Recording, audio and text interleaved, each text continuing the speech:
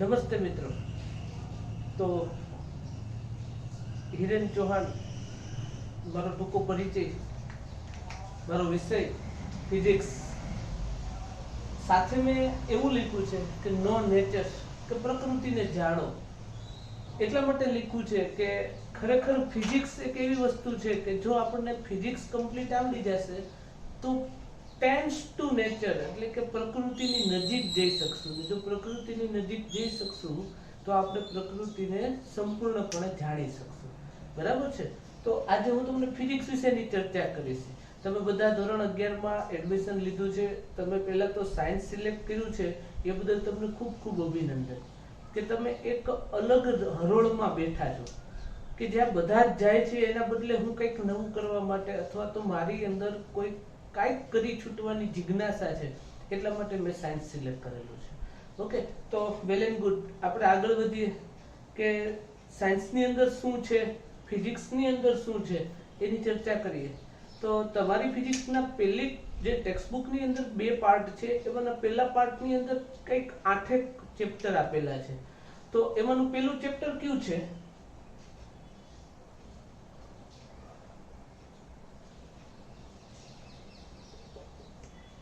Chapter 1 છે ભૌતિક જગત. શું છે આની અંદર?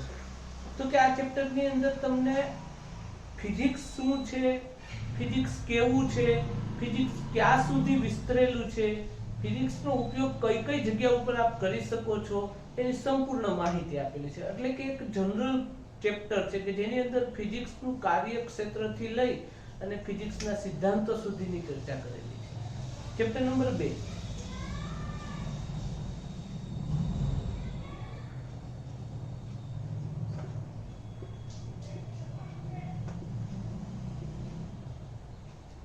માપન તથા એકમ પદ્ધતિ. ખૂબ મહત્વનું કહેવાતું એવું આ ચેપ્ટર છે કે ધોરણ 11, ધોરણ 12 આગળ એન્જિનિયરિંગ કાંઈ પણ કરશું હવે આપણે, તો એ બધી જ જગ્યાએ માપન અને એકમનો ઉપયોગ તો કરવાનો જ રહેશે. કોઈ પણ ફિલ્ડમાં જશું, એ ગ્રુપ રાખશું, બી ગ્રુપ રાખશું કે એ બી ગ્રુપ રાખશું, બરાબર છે? કોઈ પણ ફિલ્ડમાં જશું, આ ચેપ્ટર આપણો સાયન્સનો પાયો છે. ફિઝિક્સનો નહીં પણ સાયન્સનો પાયો છે. તો સાયન્સમાં ટકવું હશે તો આ ચેપ્ટરમાં આપણી પૂરેપૂરી નિપુણતા હોવી જોઈએ. અને હરેક વખતે, છેલ્લા ઘણા વર્ષોથી હું જોઉં છું ત્યાં સુધી, હરેક વખતે પારિમાણિક સૂત્રના નામ ઉપર ધોરણ 12 ની અંદર 2 કે 3 માર્કના એમસીક્યુ પૂછાઈ જાય છે, અથવા તો 1 માર્કનો પ્રશ્ન, એવા 2 પ્રશ્નો પૂછાઈ જાય છે કે જે આપણને ચેપ્ટર નંબર 2 માંથી જાણવા મળે છે. કે જે એકમ પદ્ધતિ, કોઈ પદાર્થ છે, કોઈ ધાતુ છે, તો એનું વજન આટલું છે, તો એનો એકમ શું હશે? કોઈ પદાર્થ છે તો એને માપવું કઈ રીતે? જેવી રીતે આપણે સોનાને માપીએ છીએ એવી જ રીતે લોખંડને નથી માપતા, તો ધાતુએ આપણે માપન પદ્ધતિમાં ફેરફાર કરીએ છીએ. તો આવી રીતના જે જુદી જુદી ધાતુ, જુદા જુદા પદાર્થો, ઘન, પ્રવાહી, વાયુ, બધામાં આપણે અલગ અલગ રીતે માપન કરતા હોઈએ છીએ. તો એવી માપન અને એના પાછળ લગાડતો એકમ, આની કઈ પદ્ધતિથી આપણે ઉપયોગ કરીએ છીએ એની ચર્ચા આપણને ચેપ્ટર નંબર 2 માં કરેલી છે. હવે આપણે જઈએ ચેપ્ટર નંબર 3 પર.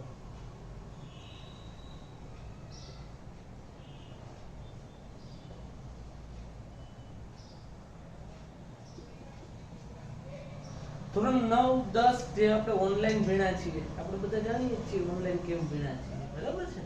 પણ ઓનલાઈન આપણે પૂરેપૂરું ધ્યાન દઈ અને વ્યવસ્થિત ભણ્યા છીએ, એટલે જ આપણને સાયન્સમાં જવાનું મન થયું છે, બરાબર છે?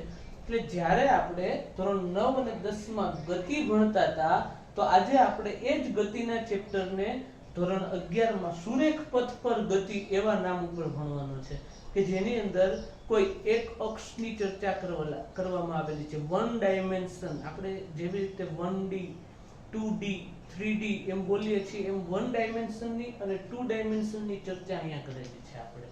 એટલે આ ચેપ્ટરની અંદર જાશું ત્યારે આપણને ખબર પડશે કે સુરેખ પથ એટલે કેવો? ધન x અક્ષની સાથે ઋણ x અક્ષ વચ્ચે એક ઉગમ બિંદુ મૂકેલું હોય છે. તો કોઈ એક જ પથ પણ એની 2 બાજુ છે, ધન x અને ઋણ x. એવી રીતે એક સુરેખ દિશામાં છે કે મારી નાક જે દિશામાં છે એ જ દિશાનો પથ એટલે સુરેખ પથ, બરાબર છે? તો આવા સુરેખ પથ પરની ગતિની ચર્ચા કરશું. ત્યારબાદ ચેપ્ટર નંબર 4,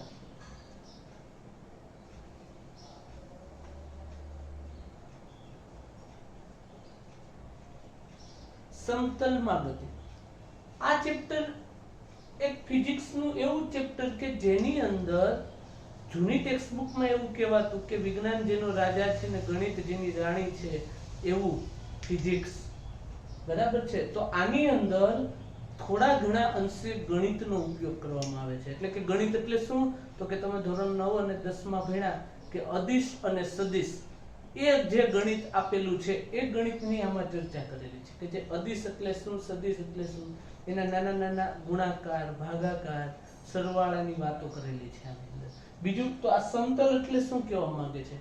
તો કે વન ડાયમેન્શન હોય તો સુરેખ પથ ઉપર હોય છે. બરાબર છે. 2 ડાયમેન્શન હોય એટલે કંઈક આવું છે. આ સમતલ બની ગયું કહેવાય છે. જેવી રીતે કોઈ એક દિવાલ, મેં અહીંયા બોર્ડ બતાવ્યું છે તો એના 4 ખૂણા પડતા હોય છે. ચારે 4 ખૂણા 2 અક્ષથી બનતા હોય છે. એટલે કે આવું જ એક સમતલ રચાતું હોય. x અક્ષ અને y અક્ષ. જો આ y અક્ષ છે તો આ પણ એક y અક્ષ જ છે.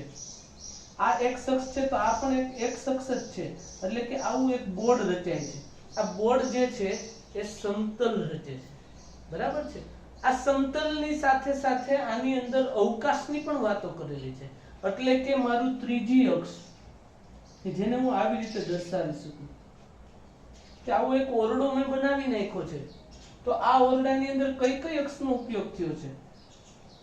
તો કે અહીંયા મને x અક્ષ દેખાણી છે, અહીંયા મને y અક્ષ દેખાણી છે, તો અહીંયા મને z અક્ષ જોવા મળશે. તો આવું x, y અને z થી બનતી ત્રણેય અક્ષનો ઉપયોગથી જે કંઈ બને છે એને અવકાશ કહેવામાં આવે છે. જેવી રીતે હું ચાલું છું તો હું કોઈ એક સમતલ ઉપર ચાલું છું. ગરોળી ચાલે છે તો એ પણ એક સમતલ ઉપર છે.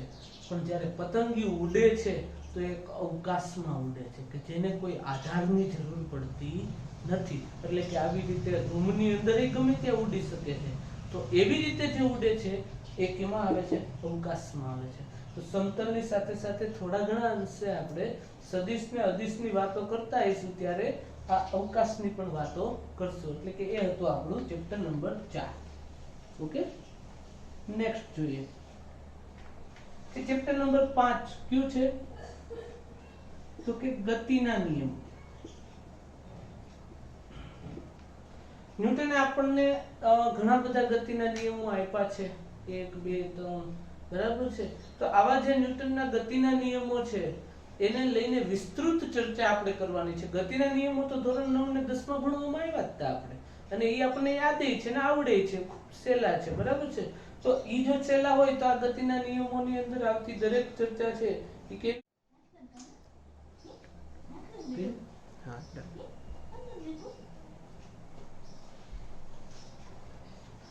ચેપ્ટર નંબર 6 કે જેનું નામ છે કાર્ય, ઉર્જા અને પાવર.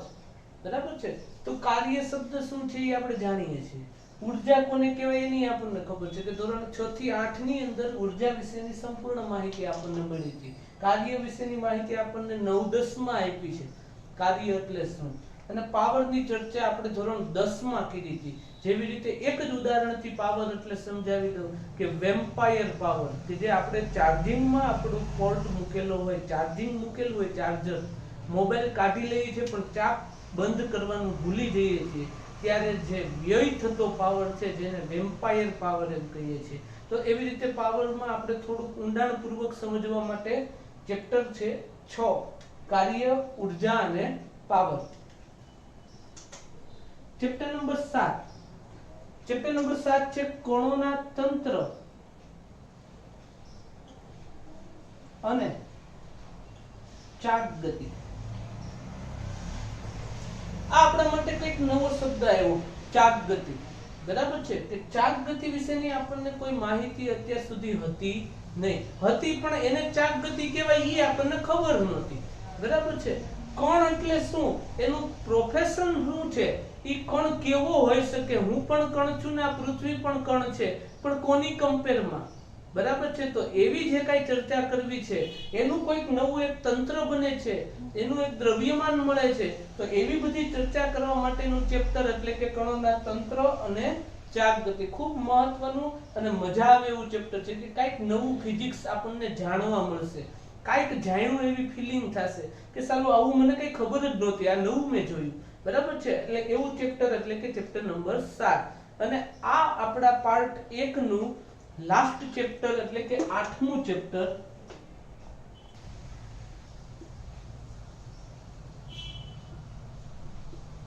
એટલે કે લાસ્ટ ચેપ્ટર ગુરુત્વાકર્ષણ.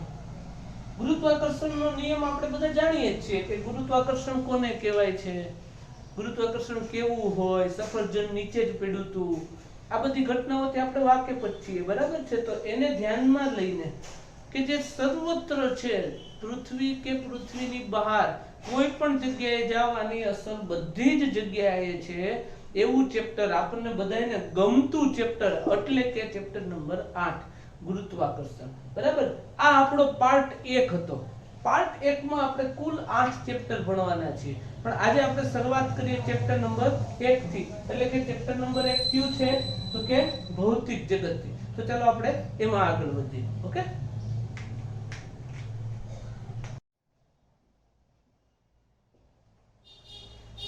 ભૌતિક જગત ચેપ્ટર નંબર 1 ટોપિક નંબર 1.1, બરાબર છે. શું છે ભૌતિક જગત નામના ચેપ્ટર ની અંદર? આમ જોઈએ તો આ એની એક સામાન્ય એવી પ્રસ્તાવના છે, બરાબર છે. પ્રસ્તાવનાના કંઈક એવા જરૂરી હોય ને એટલા મુદ્દા મેં અહીં તમને દર્શાવ્યા છે. એમાંનો પહેલો મુદ્દો જોઈએ આપણે, પછી એની ચર્ચા કરીએ. શું કહે છે? દિવસ અને રાત્રિનું નિયમિત પુનરાવર્તન થવું, ઋતુઓનું વાર્ષિક ચક્ર, ભરતી ઓટ, જ્વાળામુખી, મેઘધનુષ્ય, આવી ઘણી બધી ચર્ચાઓ કે જેઓ આપણને હંમેશને માટે આશ્ચર્યમાં મૂકતી હોય છે કે આવું કેમ થતું હોય છે. દિવસ ને રાત કેવી રીતે રૂટીન ચાલુ જ રહે છે, સૂર્યનું ઉગવું, આથમવું એક નક્કી કરેલી પ્રક્રિયા છે, વરસાદ ચોમાસામાં જ આવે છે, આવી હરેક ઘટનાઓ રૂટીન એના સમયે જ થાય છે અને ફરી પાછી પુનરાવર્તિત થાય છે. શિયાળા પછી ઉનાળા પછી ચોમાસું પછી શિયાળો આવી જાય છે. તો આવું બધું થાય છે તો ક્યારેક આપણને વિચાર આવતો હશે કે આવું કેમ થતું હશે, એટલે કે આપણને હરેક વખતે આશ્ચર્ય થતો રહે છે કે આવું થવાનું કારણ શું હશે, એવી કઈ ઘટના પાછળ બનતી હોવી જોઈએ કે એને લીધે આવું રિપીટ થાય છે. તો ઈ જે ચર્ચા અથવા તો એવો જે આપણને વિચાર આવે છે, આપણને જે આશ્ચર્યમાં મૂકી દે છે, એ આપણને ફિઝિક્સ તરફ લઈ જાય છે. આવી કેટલી ઘટનાઓ છે, મેં અહીંયા અમુક જ ઘટનાઓ દેખાડી છે કે મેઘધનુષ્ય સુધીની, બરાબર, કે જે આપણને ક્યાંક ને ક્યાંક આપણી અંદર ક્વેશ્ચન માર્ક ઊભો કરે છે, આશ્ચર્ય ઊભું કરે છે કે આ કેમ હશે. જે આપણો રેગ્યુલર શબ્દ છે વાવ, વાવ એવો શબ્દ આપણા મોઢામાંથી નીકળે મેઘધનુષ્ય જોઈએ ત્યારે, રેઇનબો, કે આવા કલર મેં ક્યારેય લાઈફમાં જોયા જ નહોતા, છતાં કુદરત નિર્મિત છે આ કલર, બરાબર છે. તો આવા કેમ નિર્મિત થતા હશે, તો એની ચર્ચા આપણે આ ચેપ્ટરમાં કરશું, બરાબર છે. તો નેક્સ્ટ આ શબ્દ છે સાયન્સ, જનરલી આપણે બોલતા હોય છે સાયન્સ, વિજ્ઞાન, બરાબર છે. સાયન્સ શબ્દ ક્યાંથી આવ્યો છે તો કે સાયન્સ શબ્દ લેટિન ભાષાના સિન્ટિયા શબ્દ ઉપરથી આવેલો છે. ક્યાંથી આવેલો છે? લેટિન ભાષામાં સિન્ટિયા એવા શબ્દ ઉપરથી સાયન્સ શબ્દ આવ્યો છે. સાયન્સ એટલે શું છે એમ, સાયન્સ, વિજ્ઞાન, આવો શબ્દ આપણે બોલતા હોઈએ છીએ, બરાબર છે. આપણે એનું ગુજરાતી વિજ્ઞાન કીધું છે. સાયન્સ નો મતલબ થાય છે જાણવું. હવે તમને કદાચ મારું પેલું વાક્ય યાદ આવી જશે, નો નેચર, જાણવું, કુદરતને જાણો. તો એવી રીતે સાયન્સ નો મતલબ જ જાણવું એવો થાય છે, બરાબર છે. તો સાયન્સ નું મતલબ જાણવું, તો જાણવું કોને કહેવાય તો કે અહીંયા જે તમને આશ્ચર્ય થયા છે બધાય, ઈ વસ્તુ માટે તમે કાંઈક તમારું મગજ દોડાવો, એને ઉદ્ભવ તરફ તમે જાઓ, એના ઊંડાણમાં પહોંચો તો તમને કાંઈક નવું જાણવા મળશે. ઈ આપણું સાયન્સ છે, બરાબર છે. સંસ્કૃત ભાષાનો શબ્દ વિજ્ઞાન, આપણે જેને ગુજરાતીમાં લખીએ છીએ, ખરેખર એ કઈ ભાષાનો શબ્દ છે તો કે સંસ્કૃત ભાષાનો શબ્દ વિજ્ઞાન, અરબી ભાષાનો શબ્દ ઇલ્મ, ઇલ્મ એવો શબ્દ છે. તો આ બધાનો અર્થ શું થાય છે તો કે જાણવું એવો જ થાય છે. આ બધા જ નો અર્થ જાણવું એવો જ થાય છે, બરાબર છે. કે એ વિજ્ઞાન બોલો તોય ભલે, ઇલ્મ બોલો તોય ભલે, સિન્ટિયા બોલો તો ભલે, કે સાયન્સ બોલો તો ભલે, બરાબર. બધાનો મતલબ તો એક જ છે કે જાણવું. શું છે આ પાછળનું કારણ શું છે, કેવી રીતે થતું હશે, કેમ બનતું હશે અને આમ જ કેમ થાય છે, આવા જે પ્રશ્નો આપણી અંદર ઉદ્ભવે છે એ બધી વસ્તુ આપણને વિજ્ઞાન તરફ, સાયન્સ તરફ લઈ જાય છે. ઓકે, એના પછી જોઈએ તો વિજ્ઞાન એટલે હું એ આપણને ખબર પડી અહીંયા આગળ આપણે ભણ્યા ને એના આધારે, પણ વિજ્ઞાન અને વૈજ્ઞાનિક પદ્ધતિ વચ્ચેનો ગેપ શું છે, ઈ બે વચ્ચેનો ગેપ શું છે એ આપણને ખબર નથી. વિજ્ઞાન એટલે એક સંસ્કૃત શબ્દ છે જેનો મતલબ જાણવું થાય છે એટલી જ આપણને ખબર છે, પણ વિજ્ઞાન કોને કહેવાય તો કે એની એક નાનકડી વ્યાખ્યા રૂપે જો રજૂઆત કરવામાં આવે તો કેવી હોય તો કે કુદરતી ઘટનાઓને શક્ય તેટલી વિસ્તૃત અને ઊંડાણપૂર્વક સમજવા માટે કરવામાં આવતો સુવ્યવસ્થિત પ્રયત્ન. આ એક કુદરતી ઘટના છે, ઋતુઓનું વાર્ષિક ચક્ર. મેઘધનુષ્ય બનવું એ પણ એક કુદરતી ઘટના છે. હું કે તમે ધારીએ ત્યારે આપણા ગામ ઉપર બનાવી શકીએ નહીં, એ એક કુદરતી ઘટના છે. ભરતી ઓટ આવી, જ્વાળામુખી ઉદ્ભવવો, આ બધી કુદરતી ઘટનાઓને વિસ્તૃત અને ઊંડાણપૂર્વક સમજવા માટેનો આપણો એક નક્કી કરેલા ધારાધોરણ મુજબનો વ્યવસ્થિત એવો પ્રયત્ન, આડેધડ નહીં, વ્યવસ્થિત કરેલો પ્રયત્ન કે ખરેખર આ થવા પાછળના કારણો શું છે, એની પાછળનું કયું વિજ્ઞાન જળવાયેલું છે એ જાણવા માટેનો આપણો પ્રયત્ન એટલે કે વિજ્ઞાન. ઓકે, આ હતું આપણું વિજ્ઞાન. તો એની સાથે સાથે આપણે એ પણ જાણવું જોઈએ કે વૈજ્ઞાનિક પદ્ધતિ કોને કહેવાય. બરાબર છે, તો એ પહેલા આપણને એક માહિતી આપી દઉં કે સંશોધન કરવા, આગાહી કરવી, પ્રયોગ કરવા એ પણ એક વિજ્ઞાન છે. આ આપણને ક્યારે ખબર પડે, મને ખબર છે કે અહીંયા જ્વાળામુખી ઉદ્ભવવાનો છે તો હું એની આગાહી કરીશ. બરાબર છે, અઠે ગઠે તો આપણે ઘણાને જોઈએ છીએ કે ગમે ત્યારે કહી દે છે કે 4 દી પછી વરસાદ આવે છે, હજી આપણે રાહ જ જોઈએ છીએ. બરાબર છે, એટલે આવું તો આવ્યા કરે, એવું નથી વિચારવાનું, પણ એક આધારભૂત સુવ્યવસ્થિત પ્રયત્ન હોય એવી રજૂઆત કે ભરતી ઓટ એ નક્કી કરેલા નિયમે જ આવે છે, જ્વાળામુખી એનો અમુક સમય ત્યાં પછી આપણને ખબર પડી જ જાય. આ ખબર પડી જાય છે ને એનો મતલબ એની આગાહી કરવી, અને આગાહી તો જ કરી શકો કે જો તમે એમાં ઊંડા ઉતરાવો, મતલબ કે તમે એનું સંશોધન કરવા માટે પ્રેરિત થયા. બરાબર છે, અને એના પછીનો શબ્દ છે કે પ્રયોગ કરવો, કે તમે કંઈક એવું રિએક્શન મેળવવું હોય, કોઈક એવા સાધનોને મદદથી તમે એનો ઉપયોગ કર્યો હોય કે જેને તમે પ્રયોગ કરવો એવો શબ્દ વાપરી શકો છો. દરેક ઘટનાના પ્રયોગ ન થાય. બરાબર છે, આપણે બધા જાણીએ છીએ કે આ વસ્તુ વિસ્ફોટક જ છે તો એને આપણે ચેક કરીએ મતલબ પ્રયોગ કરવો, તો એમ પ્રયોગ ન થાય. એને એના નક્કી કરેલી લેબમાં લઈ જવામાં આવે છે, એના ગુણધર્મો નક્કી કરવામાં આવે છે, અને એના આધારે આપણે કહી શકીએ કે ભાઈ આમ આ વસ્તુ છે એ દહનશીલ છે તો એ સ્વીકારાઈ ગઈ છે.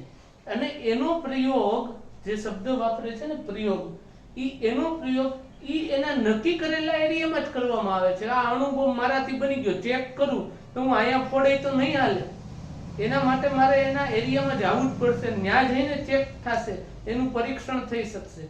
બાકી ગમે ત્યાં પરીક્ષણ કરીશ તો બીજા બધાને શું સમજવાનું તમારા પરીક્ષણ પાછળ. એટલે આ વસ્તુ પ્રયોગ કરવો, પણ યોગ્ય જગ્યાએ પ્રયોગ કરવો, યોગ્ય સ્થિતિમાં પ્રયોગ કરવો, અને પૂરતી માહિતી પછી પ્રયોગ કરવો, ઈ આપણું વિજ્ઞાન છે. ઓકે, વિજ્ઞાન સમજાણું. હવે આપણે જાણવા જઈએ છીએ વૈજ્ઞાનિક પદ્ધતિ. આ વૈજ્ઞાનિક પદ્ધતિ કેવી છે તો કે જાણીએ. પદ્ધતિસરના અવલોકનો, નિયંત્રિત પ્રયોગો, ગુણાત્મક અને માત્રાત્મક તર્ક, ગાણિતિક નમૂનીકરણ, આગાહીઓ, સિદ્ધાંતો ચકાસવા અને નકારવાનો સમાવેશ વૈજ્ઞાનિક પદ્ધતિમાં થાય છે. તમે કોઈક વ્યક્તિને એમ કહી શકો કે E બરાબર mc², આઇન્સ્ટાઈને આપેલો સાપેક્ષવાદનો સિદ્ધાંત ખોટો છે, તો ઈ તમારે સાબિત કરવું પડે, અને તમે ત્યારે જ બોલી શકો કે ઈ સાચો કેવો છે એની ખબર હોય તમને, એમાં ક્યાં ભૂલ છે એ તમે પરફેક્ટ જાણતા હોવા જોઈએ, તો અને તો જ તમે કહી શકો કે આ સિદ્ધાંત ખોટો છે. એટલે કે કોઈ સિદ્ધાંતને નકારવો છે તો એના સત્ય તરફની ઘટના તમને ખબર હોવી જોઈએ. એટલે કે સિદ્ધાંતને ચકાસવો મતલબ કે આ સિદ્ધાંત સફરજન નીચે પડે છે એ ઘટના આપણને સમજાવી તો હારે આપણે બીજી કોઈક વસ્તુને નીચે પછાડી, ખરેખર એ નીચે જ પડે છે, તો એનો મતલબ એવો થયો કે એ સિદ્ધાંતને આપણે ચેક કર્યો, સિદ્ધાંત ચકાસવો એવો થાય. પદ્ધતિસરના અવલોકનો, ચા બનાવવી હોય તો સ્ટેપ બાય સ્ટેપ જ ચા બને, ડાયરેક્ટ ચા ન મળે આપણને, બરાબર છે. એવી રીતે પદ્ધતિસરના અવલોકનો છે. અમુક રિએક્શનો એટલે કે અમુક પ્રેક્ટિકલના રીડિંગ છે તમારે એ 6 કલાકે લેવાના છે તો એ 6 કલાકે જ મળે. એ પદ્ધતિસર જ ચાલવું પડે. એમાં તમે તાત્કાલિક મેળવવા માટે પ્રયત્ન કરશો તો તમને પરિણામ શૂન્ય જ મળશે, બરાબર. એટલે કે પદ્ધતિસરના અવલોકનો, નિયંત્રિત પ્રયોગો, નક્કી કરેલા એરિયામાં અને યોગ્ય સુવ્યવસ્થા સાથેના પ્રયોગો, ગુણાત્મક અને માત્રાત્મક તર્ક, તમારું લોજિક એ કામ કરતું હોવું જોઈએ કે હું જો આવું કરવા જાઉં છું તો આનો સ્વભાવ આવો છે તો એનું પરિણામ મને આવું જ મળશે.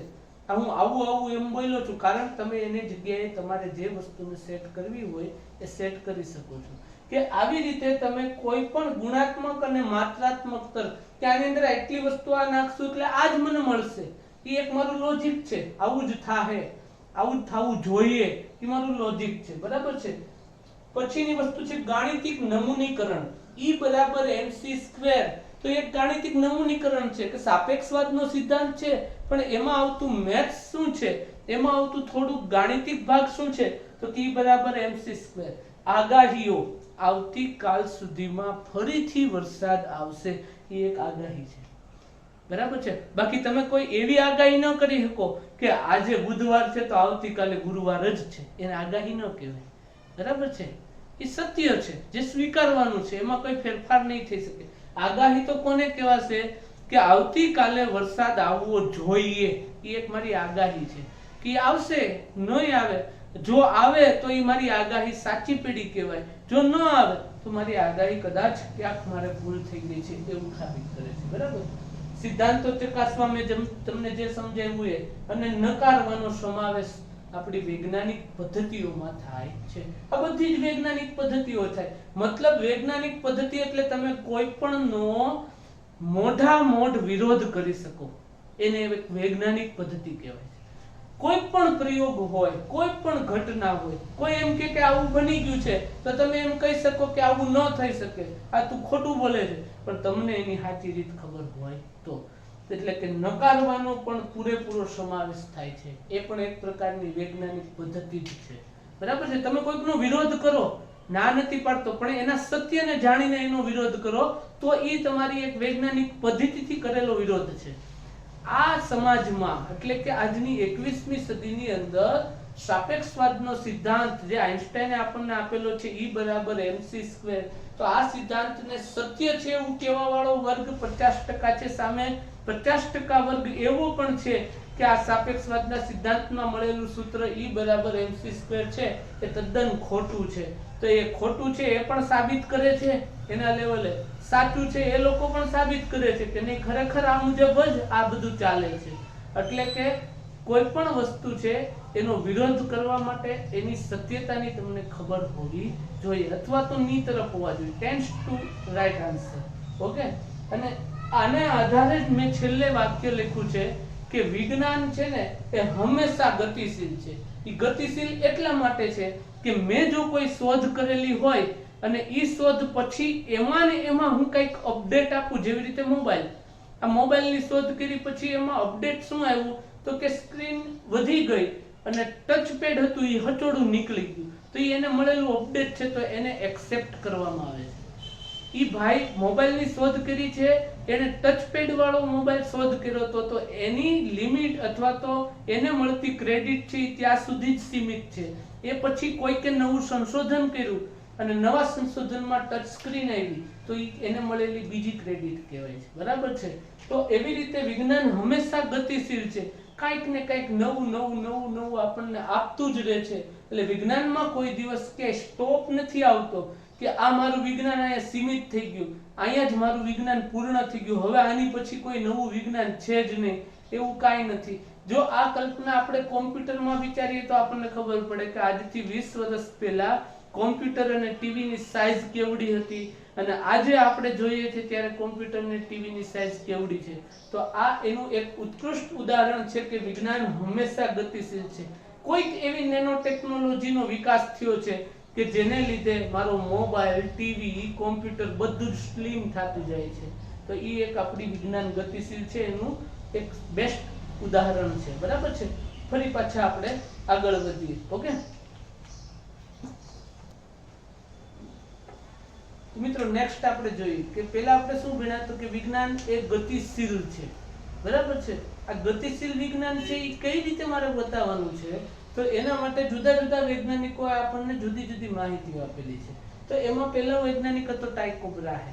ટાઇકો બ્રાહે નામના વૈજ્ઞાનિકે શું કીધું હતું કે ગ્રહોની ગતિને સંબંધિત માહિતી એકત્ર કરી હતી એને, કે આ ગ્રહોની ગતિ કેવી છે. તો ટાઇકો બ્રાહે વખતે એને કદાચ એવું કીધું હતું કે ગ્રહો છે એ પૃથ્વીની આસપાસ વર્તુળ કક્ષામાં ફરે છે. મતલબ કે પૃથ્વી કેન્દ્રીયવાદ હતો. ત્યાં શું હતું? કેન્દ્રમાં કોણ હતી? પૃથ્વી હતી ને એની આસપાસ ગ્રહો છે બધા ઈ વર્તુળ કક્ષામાં ફરે છે.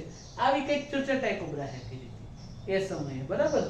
આણે જે માત્ર એની માહિતી એકત્રિત કરી હતી એ માહિતીનું પરીક્ષણ એટલે કે એને ચેક કોણે કરી તો કે જોનિસ કેપ્લરે કરી. તો મિત્રો અહીંયા ગતિશીલ છે એનું બેસ્ટ એક્ઝામ્પલ એ છે કે આણે માહિતી એકત્ર કરી હતી તો એનું નામ આવ્યું, પરીક્ષણ કર્યું તો એનું નામ આવ્યું.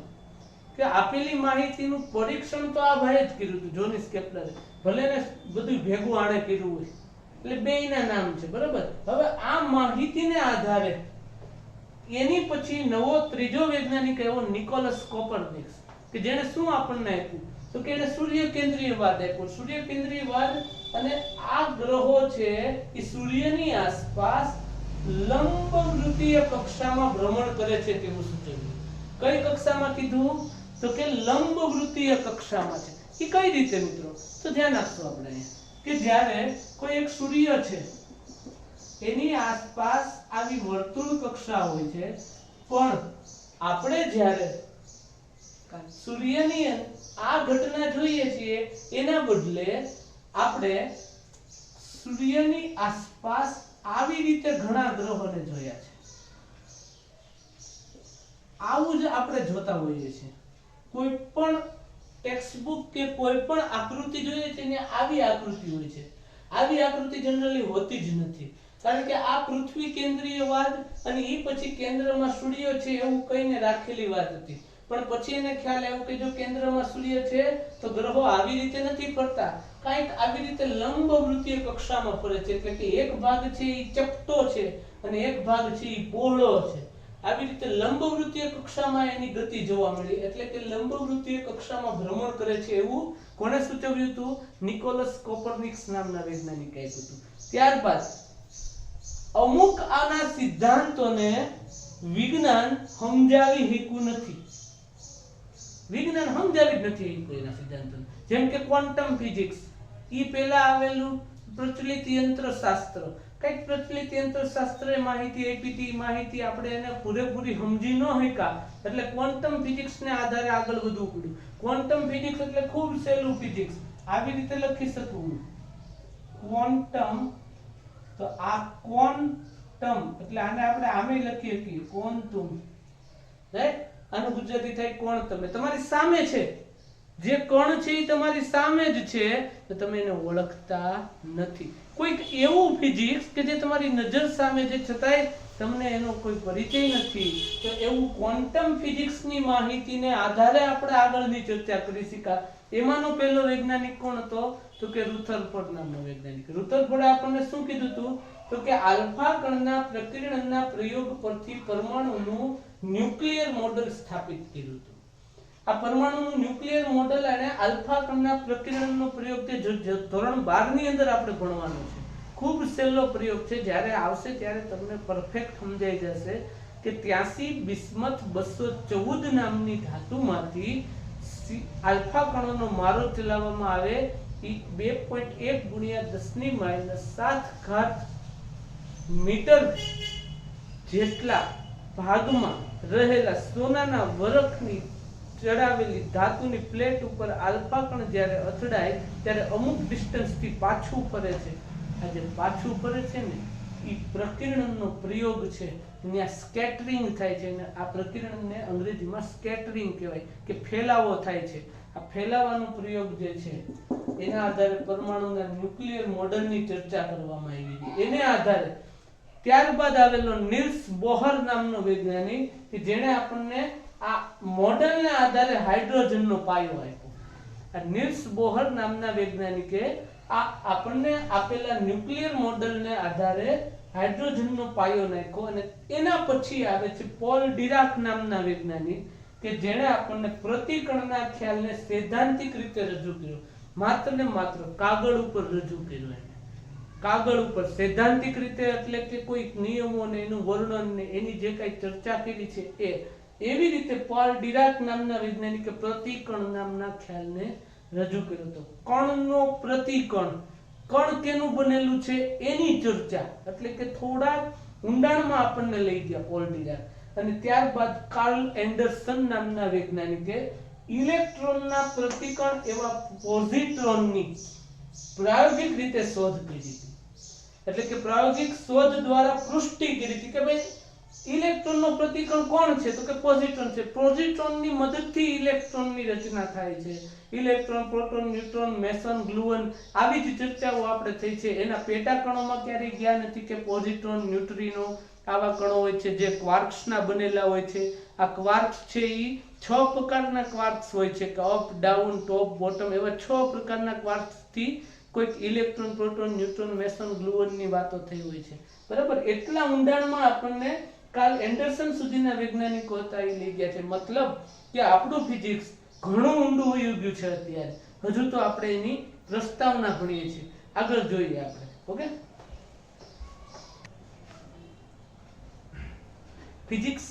ફિઝિક્સનો અર્થ છે ને એ પ્રકૃતિ થાય છે. અને આ ફિઝિક્સ શબ્દ છે કે જે ગ્રીક ભાષા પરથી લેવામાં આવ્યો છે. આપણે જેને ફિઝિક્સ બોલીએ છીએ, ભૌતિક વિજ્ઞાન, તો ભૌતિક વિજ્ઞાન ક્યાંથી આવ્યો છે તો કે સંસ્કૃત શબ્દ ભૌતિકી પરથી ભૌતિક વિજ્ઞાન શબ્દનો ઉપયોગ કરવામાં આવે છે. આ આપણી પાયાની જરૂરિયાત છે. પિક્ચર જોવા જવું છે તો પિક્ચરના નામની ખબર હોવી જોઈએ. બરાબર છે, એટલા માટે સંસ્કૃત શબ્દ ભૌતિકી પરથી ભૌતિક વિજ્ઞાન આવ્યો છે અને ફિઝિક્સ શબ્દ ગ્રીક ભાષામાંથી લેવામાં આવ્યો છે અને જેનો અર્થ શું થાય છે? પ્રકૃતિ એવો અર્થ થાય છે. બરાબર છે, એના ઉપરથી ફિઝિક્સની વ્યાખ્યા કેવી હોય, ફિઝિક્સની વ્યાખ્યા કઈ રીતે આપી શકાય? આમ તો ફિઝિક્સ ખૂબ વિશાળ છે. નાના એવા એક કણથી લઈને આખા બ્રહ્માંડ, આકાશ ગંગા સુધી ફેલાયેલું એવું આપણું આ ફિઝિક્સ છે. તો એને વ્યાખ્યા સ્વરૂપે જો મારે લેવું હોય તો હું કઈ રીતે લઈ શકું તો કે કુદરતના મૂળભૂત નિયમોનો અભ્યાસ તથા વિવિધ પ્રાકૃતિક ઘટનાઓમાં પોતાની હાજરી અભિવ્યક્ત કરતું વિજ્ઞાન એટલે કે ભૌતિક વિજ્ઞાન. ફરીથી બોલું છું મિત્રો કે કુદરતની મૂળભૂત કુદરતના મૂળભૂત નિયમોનો અભ્યાસ કે જેવી રીતે સફરજનનું નીચે પડવું, સૂર્યનું ઉગવું ને આથમવું, આ બધા એના મૂળભૂત નિયમો છે.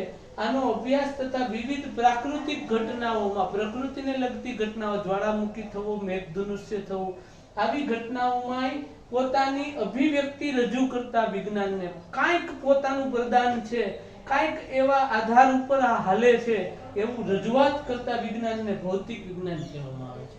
આ ભૌતિક વિજ્ઞાનના 2 પ્રમુખ વિચારો છે. ક્યાં તો કે એક છે એકીકરણ અને બીજું છે ન્યૂનીકરણ. એકીકરણ મૂળ રૂપે સૂક્ષ્મ સ્વરૂપ ઉપર ચાલતું હોય છે. કયા આધાર ઉપર ચાલતું હોય છે? સૂક્ષ્મ સ્વરૂપ ઉપર ચાલતું હોય છે. આપણા મૂળભૂત 4 બળો છે: ગુરુત્વાકર્ષણ બળ, વિદ્યુત ચુંબકીય બળ. તો વિદ્યુત અને ચુંબક બે બળોને એક જગ્યાએ ભેગા કર્યા અને એને વિદ્યુત ચુંબકીય એવું નામ આપવામાં આવ્યું છે. તો આવો વિદ્યુત ચુંબકીય બળ મતલબ કે એને એકીકરણ તરફનો પ્રયાસ કહેવામાં આવે છે. આ બધાય બળોનો કોઈ એક બળમાંથી ઉદ્ભવ થયેલો હોવો જોઈએ, આવી આપણને એક કલ્પના થાય છે. તો આ જે આપણી કલ્પના છે એ આપણું એકીકરણ તરફનો પ્રયાસ છે. જ્યારે ન્યૂનીકરણ શું છે તો કે સ્થૂળ જગતની વાતો કરેલી છે. સ્થૂળ ભૌતિક વિજ્ઞાન કે કોઈ મોટું તંત્ર હોય કે કોઈ મોટા સાધનોને નાના ભાગોમાં વિભાજિત કરી અને એના અંદર રહેલું ફિઝિક્સ જાણવા માટેનો આપણો પ્રયત્ન એટલે કે આપણું ન્યૂનીકરણ. એને સૂક્ષ્મતા તરફ લઈ આવી અને એનું ફિઝિક્સ જાણવું. સ્થૂળ ઘટનાને નાની કરી અને પેટા વિભાગોમાં વહેંચી અને એનું ફિઝિક્સ જાણવાનો પ્રયત્ન. અને એકીકરણ એટલે કે બધાય બળોનું મૂળ ક્યાં છે, આ સમગ્ર ઘટનાઓ પાછળ કોણ જવાબદાર છે, મારો ઉર્જાનો સ્ત્રોત સૂર્ય છે તેનું કેન્દ્ર કેવું છે, આવી બધી ચર્ચાઓનો પ્રયાસ એટલે કે મારું એકીકરણ, સૂક્ષ્મતા તરફનો પ્રયત્ન. આ હતી આપણી પ્રસ્તાવના. Topic number 1.1. ઓકે.